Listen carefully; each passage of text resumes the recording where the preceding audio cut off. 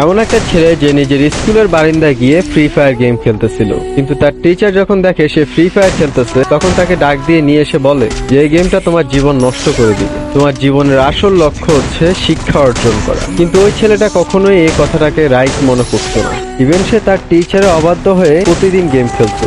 এটা নিয়ে তাকে তার বাসায় কমপ্লেন করা হয়েছিল। যখন কমপ্লেন করে তখন তার বাবা মাও তাকে অনেক মারধর করে, তাও কেন জানি সেই গেমটা ছাড়তে পারে না।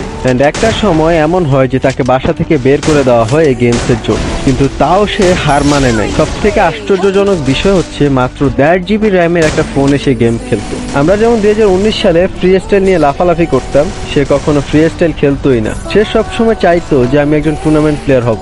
আসলে সফলতা কখনো বলে আসে না, ঠিক তেমনই ওই ছেলেটাই আজকে 2025 সালে এসে 20 মিলিয়ন সাবস্ক্রাইবারের অধিকারী হয়েছে। শুধু তাই না, তাকে গেরিনা থেকে স্পেশালি অ্যাওয়ার্ড দেওয়া হয়েছে অ্যান্ড তার প্রতি মাসের ইনকাম 30 লাখ টাকারও বেশি।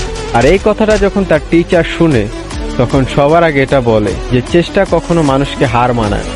তুমিও যদি তার মতো একজন স্পোর্টস প্লেয়ার হতে চাও তাহলে আমি বলবো বসে থেকো না, কিছু একটা করো। হয় স্পোর্টস টুর্নামেন্ট